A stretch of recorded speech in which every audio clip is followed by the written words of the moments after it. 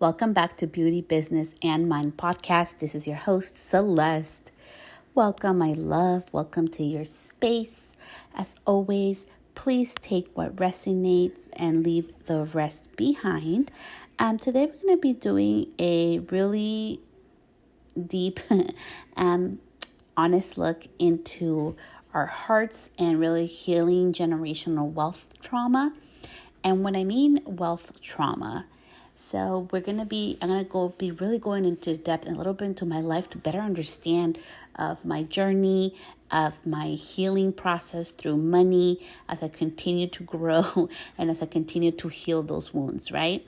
How, abandonment issues. So having like unreliable parent, having a parent that passed away when I was young, this whole, like, as being a Latina woman, right?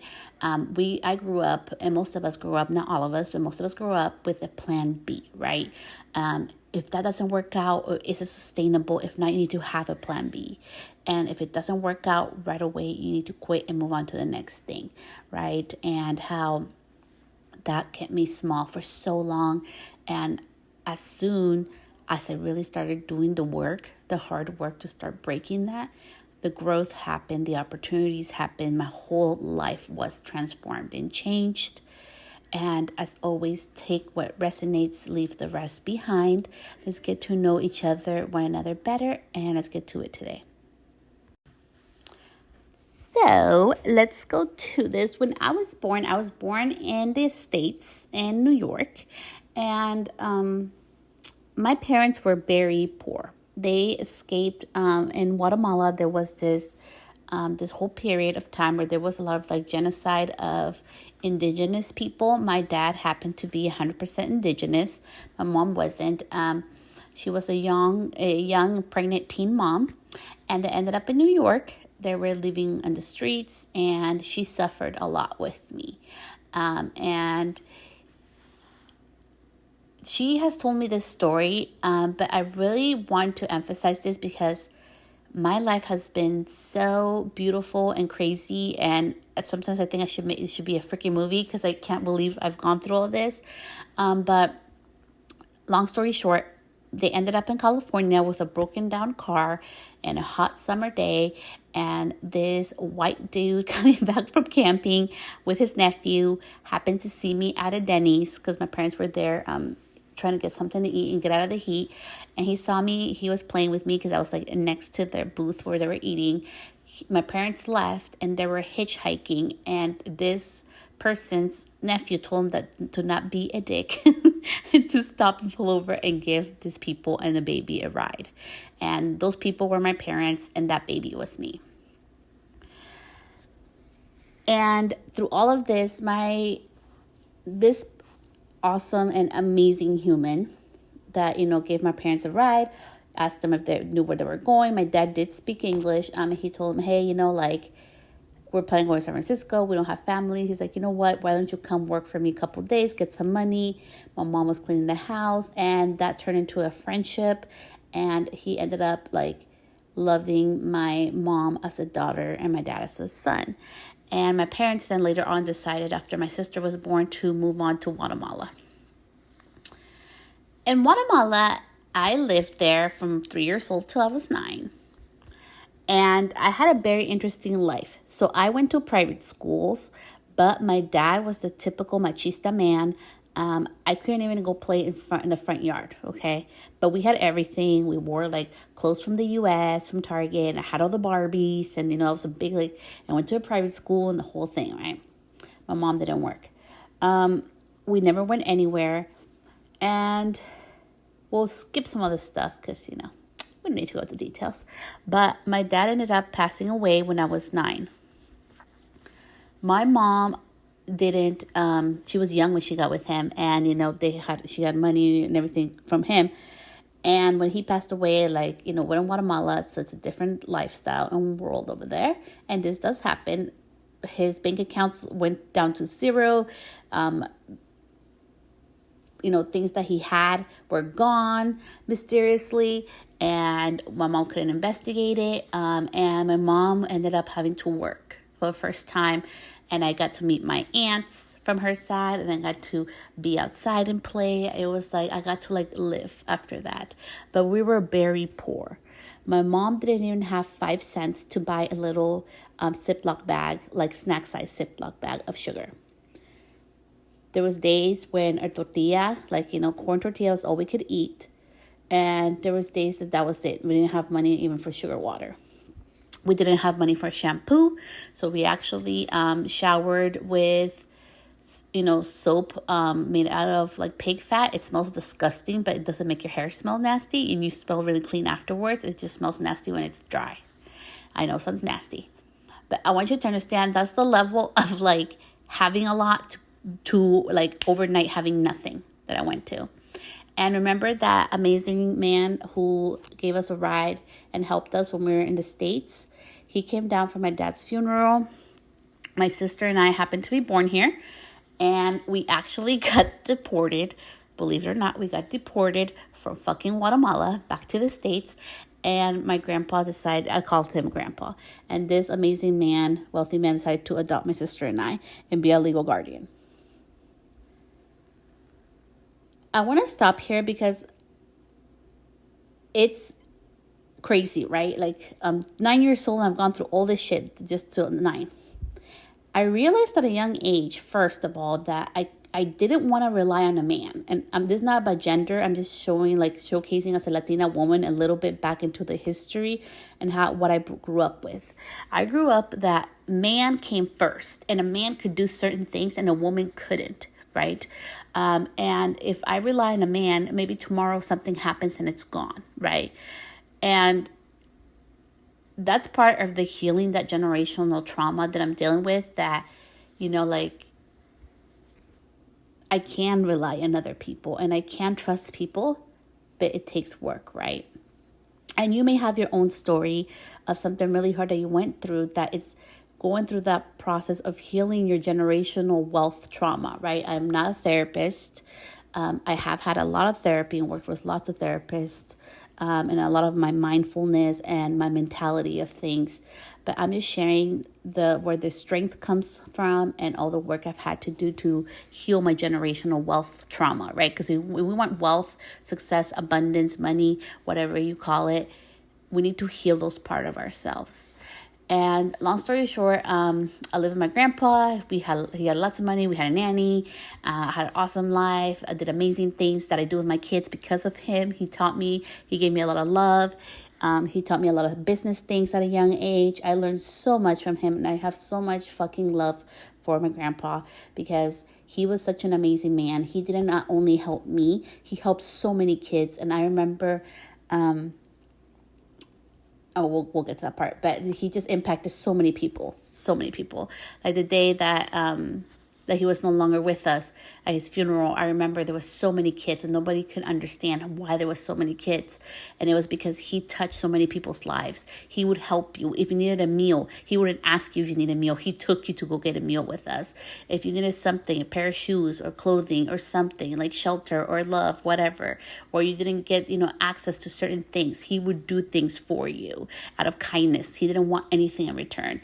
And he was such a giving man. And now that I'm older, at 36 years old, I can acknowledge what an amazing man he was, that he not only had abundance for himself and wealth for himself, but he also changed so many people's lives, including my own, by his kindness, his kind acts. So let's get going to the healing the generational trauma part. So I lived with my grandpa. It was awesome. When I was 15, I went to my mom's, and long story short, after high school, I ended up living out of my freaking car, okay? Like, no lie, I was living out of my car, okay? And I want to stop here for a second because there was nights I didn't have money. At that time, you could go to a taco truck and get $1 taco. I didn't have $1 to go buy a taco, and that's why I still have some problems with my stomach from like not eating so much. It was a really hard time for me, really finding myself. And that's when I found insurance, and I tied my worth to my work and to my net worth, so whatever I made, how much money I made, to the work that I did, that made me worthy of life, right? And then I had a very beautiful life, abundant life, but I wasn't happy. And we're going to skip through lots of years and lots of things, but I ended up becoming a single mom after a while.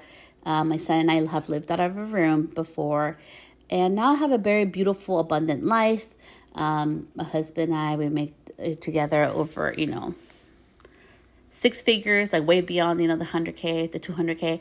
But we choose to live a lifestyle that brings us joy, right? And now, like, it's a privilege for me to be able to have things that I never imagined, to have jewelry and a lifestyle and do things and spend money in ways I never imagined in my life.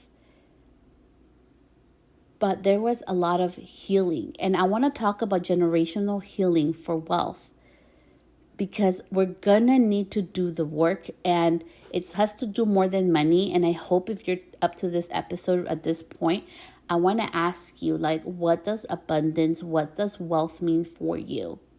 And if tomorrow you're getting a check in the mail for $5 million, would you be the first person in your circle, in your intermediate family, to have that kind of wealth? And what would that mean for you and your life? And what does generational wealth, breaking the cycle, mean, right? So we all go through different traumas, right? And we're healing our generational trauma so we can have that wealth and abundance. Wealth and abundance comes in different ways. Maybe there's a wealth of relationship. I knew what type of man I really wanted in my life and what's important to me. I'm a very feminist and very independent woman. So even though I'm a mother of 3, it takes a certain kind of man to be with me. And I found him. He's my partner right now. We've been together 10 years so far. And I never take things for granted, and I never put anything in a period because, life is life. But I had to be able to heal the generational trauma of that a man was everything and that men were bad, right? So that was one of my traumas that I had to heal to have generational wealth and abundance and love. I had to heal the part about my work being my worth. I've talked many times about this, but you guys know my hand, right? Like, my hand got messed up. I had to go a whole year of practicing how to open and close my hand, and it was very painful. And during that time, I had to learn how to detach my worth from my work, and it's one of the freaking hardest things I've had to do my whole life. And I'm bringing this up because how many of us do we tie ourselves, or you hear people who tie themselves into getting the cheers on and getting the likes and getting the comments and getting features and getting published in magazines and getting published in podcasts. And that is amazing. And you get to work with certain companies and people. That is fucking amazing. The problem is that when we tie all our worth into our work, we are not work. We are not that's not going to bring us happiness. How many people do you know in your life, or have you heard of, that only work nonstop to create a certain lifestyle, to purchase certain things, but don't get to enjoy it? I know many people like that. And trying to heal that part where my wealth can come from, releasing the tie from my work to my worth, was so important in the sense that it brought income in different ways, right? So now I get paid for being part of a committee. I get an hourly wage for that, for getting my insight and input as a diversity, equity, and inclusion committee. I get paid for knowledge in business. I get paid for helping other businesses to solve, simple problems in tech or in business or in marketing or with their branding. I get paid in so many different ways, right? And I get so many opportunities in different ways, but it's because I have been able to unleash that leash of having to tie my worth to my work. because sometimes your wealth and your abundance and the opportunities are not going to come from the work you do. Do you know how many times I've gotten calls or emails or opportunities to do things when I'm like literally in my happy self, relaxed at home? It's crazy. Like, that's usually when the most of the opportunities come to me. And that's why I've had to really detach my worth from work, right?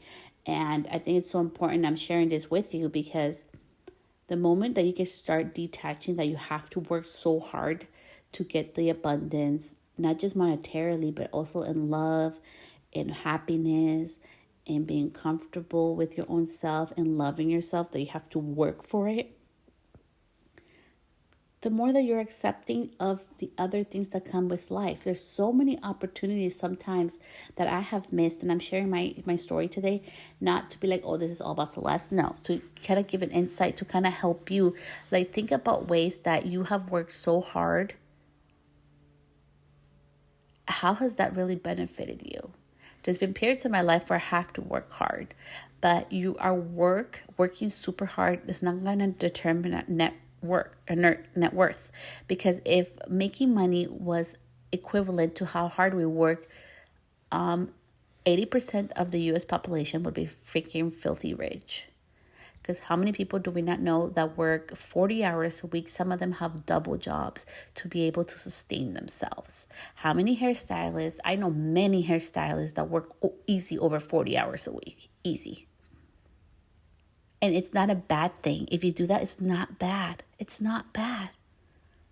I'm just saying, like, if we all had to, if having a huge bank account relied only on working so hard, there'd be more rich people than there are right now.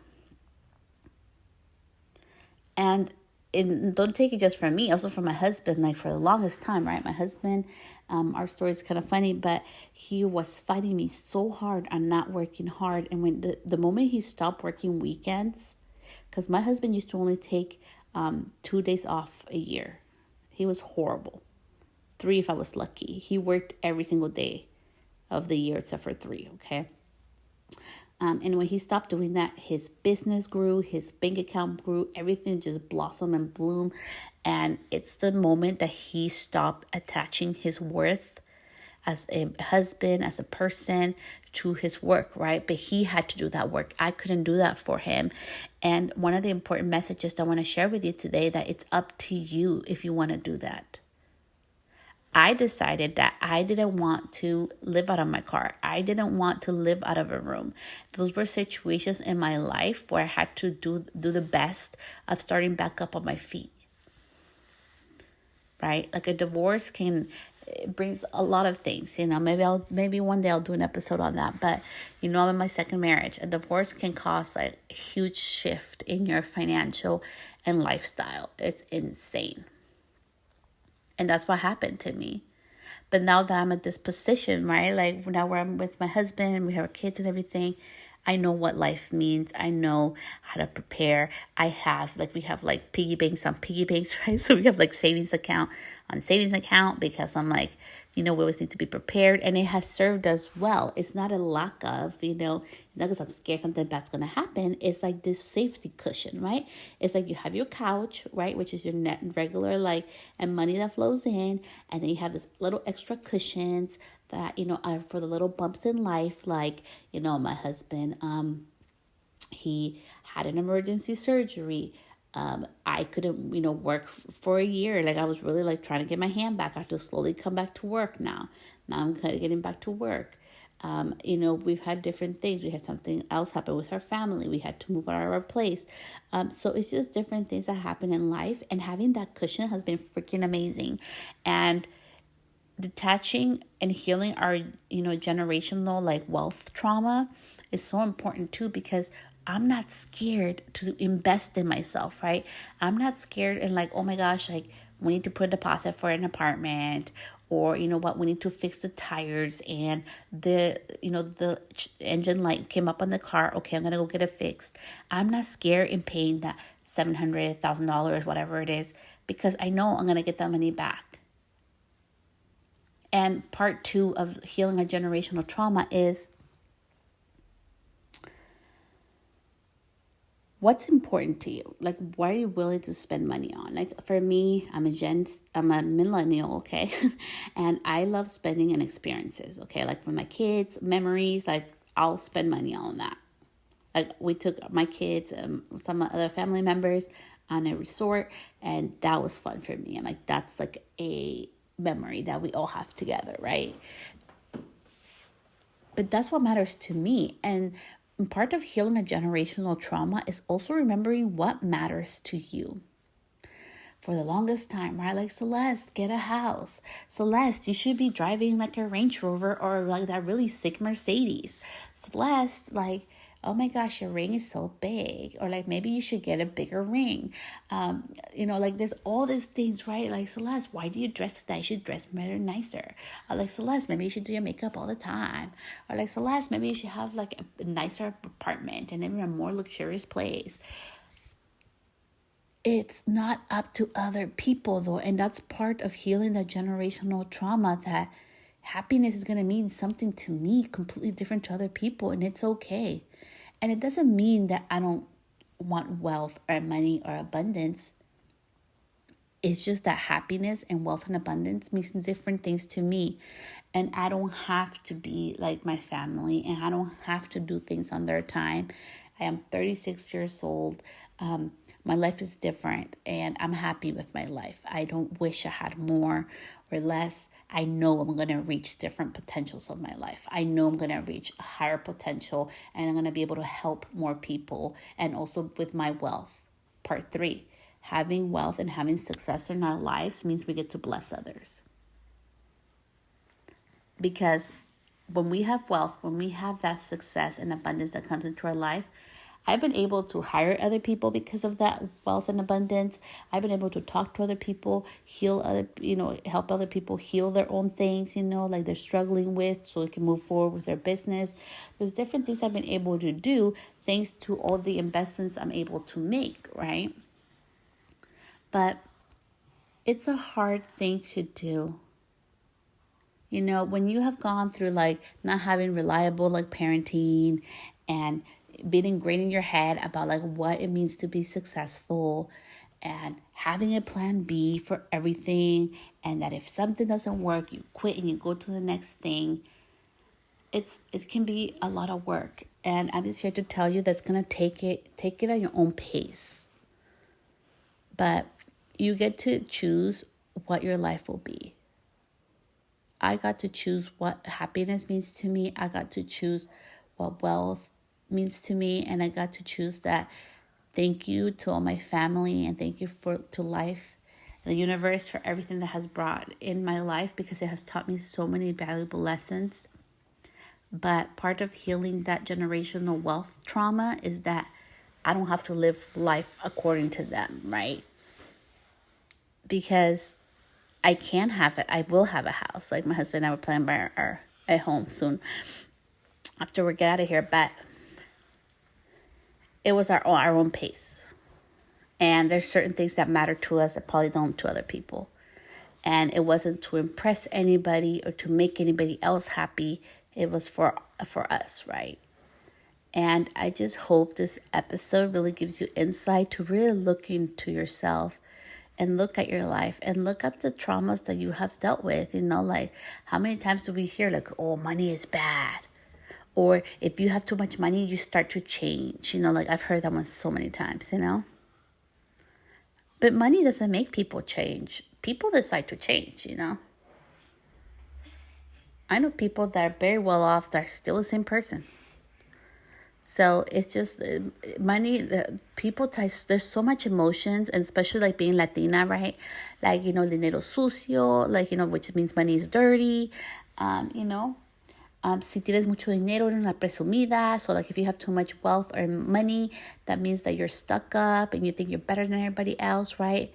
And this also connotation that like in my generation, it's like, to have money, you need to come from money, or you need to work your butt off and not have a life so your kids can have money and you can't do when you're old, And I love to see all this I love to see all this beauty, like businesses, and all these businesses like all over, from all walks of life and all genders, and just everybody thriving and being young and having successful businesses as young entrepreneurs. And I love seeing that because they are showing not only to me, but to my kids and to other, people that watch them that, hey, we can do this. We can break the generational, wealth traumas that we have. And we can be, the example, not the exception, the example that it can be done.